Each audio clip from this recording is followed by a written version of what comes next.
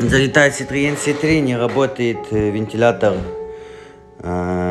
обдува внутри, вентилятор печки. Проверяем питание, питание есть, все отлично, никаких проблем с этим нету. Демонтируем его, они обычно подклинивают, их надо просто прокрутить, продуть, и все будет отлично работать. Вот такой вот саундчик выглядит, достается довольно-таки несложно, но при этом надо будет педальный узел снять. Вон болтик на Т20, откручиваем его, и там, где провода, есть еще такой, как шпин. На видео не указано, но он есть, его надо пальцем просто подтянуть и откручиваем по часовой стрелке. И все получается, все отлично. Так что удачи.